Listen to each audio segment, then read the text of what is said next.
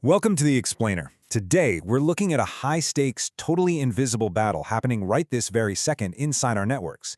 It is a relentless cat-and-mouse game between elite cybersecurity defenders and highly sophisticated malicious hackers. We're talking about ransomware, digital evasion, and a cyber arms race that's evolving faster than most of us can even comprehend. Okay, let's dive into this. $1.5 trillion. Yeah, trillion with the T. That is the estimated value of the cybercrime economy today. We aren't just dealing with a few rogue programmers in a basement anymore, right? This is a massive, highly organized global industry. The financial stakes of this digital warfare are absolutely staggering, and it's funding the development of incredibly advanced digital weapons. And their absolute weapon of choice right now? Ransomware. Get this. Between July 2020 and June 2021, ransomware attacks saw an explosive 1,070% growth across all sorts of industries. I mean, wow. This is the ultimate digital heist. Attackers break in, they lock up your most critical data with cryptographic encryption, and they literally hold your entire digital life, or a whole company's operations, hostage until you pay up. But here's the crazy part. The actual ransom payment is really just the tip of the iceberg. When you break down the average cost of a ransomware attack in the U.S. healthcare sector, a pretty chilling reality emerges. While the average ransom paid was around $131,000, the total cost of the incident skyrocketed to $1.27 million. The real damage comes from lost revenue, devastating system downtime, a ruined reputation, and, in the case of hospitals, a direct threat to human life when critical care systems go offline. Section 1. Setting the Trap. Dynamic Analysis. So, how exactly do cybersecurity experts catch these digital thieves in the act? Well, they do it by setting some incredibly elaborate traps, using a primary method called dynamic analysis. Think of it kind of like this. Instead of trying to guess what a bank robber might do just by looking at their tools, you lure the robber into a fake, perfectly monitored movie set bank. You let them break in, and you just watch exactly how they pick the locks, what safes they target, and what escape routes they plan. In the digital world, this movie set bank is a sandbox or a debugger, a controlled virtual environment where defenders can execute the malware and safely observe its every single move. To watch the malware inside this fake bank, defenders use a clever technique called API hooking. So, the crucial point is, API hooking is essentially placing hidden security cameras and wiretaps on every single door and window of the building. Whenever the malware tries to open a file, connect to the internet, or encrypt data, actions that are known as system function calls, the defender's hooks intercept that action, log it, and then let it proceed.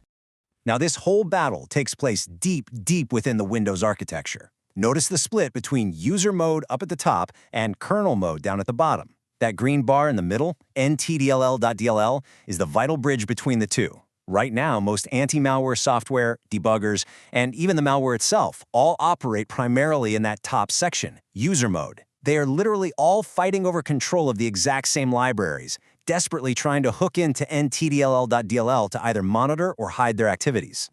But malware is smart, right? It knows it might be walking right into a trap, so it starts snooping around for environmental artifacts, basically looking for differences between a real computer and a fake sandbox environment. It checks hardware identifiers, it looks at the number of CPU cores, it even looks for specific virtual device drivers.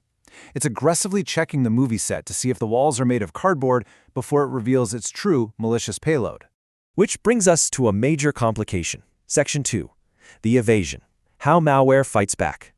The hackers haven't just been sitting around. They've developed some seriously spy-like tactics to detect these traps and avoid leaving any fingerprints. Here are just a few of the ways malware sweeps the room for bugs. It checks hidden system flags to see if a debugger is attached. It looks for specific virtual machine file paths, like the ones used by VMware.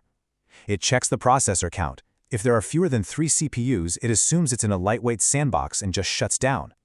It even uses microscopic timing checks. If a defender is watching step by step, it actually causes a tiny delay. The malware feels that delay, knows it's being watched, and boom, immediately halts the attack. And researchers have shown us just how automated this evasion can be by developing a proof-of-concept tool called the Anti-framework. Anti acts as a master toolkit. It can take any piece of standard malware and automatically inject it with a whole suite of anti-virtualization and anti-debugging countermeasures.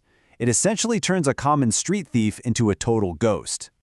Section 3. Splicing the feed. Unhooking the wiretaps. Now, what's really interesting here is that the malware doesn't just hide. It actively fights back by removing the defender's wiretaps entirely. This process is called unhooking, and I'm telling you, it reads straight out of a Hollywood heist movie. First, the malware goes to the computer's hard drive and grabs a clean, completely untouched copy of that vital anti-DLL.dll library. Second, it compares that clean copy to the version currently running in memory. You know, the one the defenders have wired up with hooks. Third, it forcefully overwrites the defender's hooks with the clean code. It is exactly like looping a clean video feed over the security cameras. The guards think the vault is secure, while the hackers execute their payload completely invisibly. And guys, this tactic is just terrifyingly effective. When researchers evaluated the anti-framework against state-of-the-art analysis tools, the tools completely failed. The malware realized it was being analyzed, removed the hooks, and purposely crashed the debugging session, even popping up a mocking debugger-detected message box. The implications for the cybersecurity industry here are massive. When deployed against Cuckoo, which is a widely used industry-standard automated malware analysis system, the evasion framework actually traps the sandbox in an infinite loop. It completely breaks the automated analysis pipeline, requiring manual intervention just to get the system running again. So where does this leave us? Section 4, the endless arms race. Who wins? Let's move to and see how this builds into the overarching problem of this endless digital cat and mouse game. Why does this evasion work so well? Well, it basically comes down to a fundamental architectural flaw in how we do defense. Right now, the analyzers and the malware are fighting in the exact same arena, user mode, with the exact same privileges. Because they share the same address space, it creates a race condition. It's literally a contest of who can modify the memory first. As long as defenders rely on user mode hooks, malware with the exact same permissions can just come right along and tamper with them. The cops and the robbers have the exact same set of keys to the building. Which leaves us with this pretty provocative thought. If malware and defenders share the exact same user mode privileges, how can we ever truly secure our systems without fundamentally changing the rules of the game? The research suggests that just slapping more hooks into user mode isn't going to cut it anymore. To win this arms race, security mechanisms will inevitably have to be integrated deeper, moving away from user-level tampering and down into the kernel level itself to change the rules entirely. Think about that the next time you hear about a major data breach.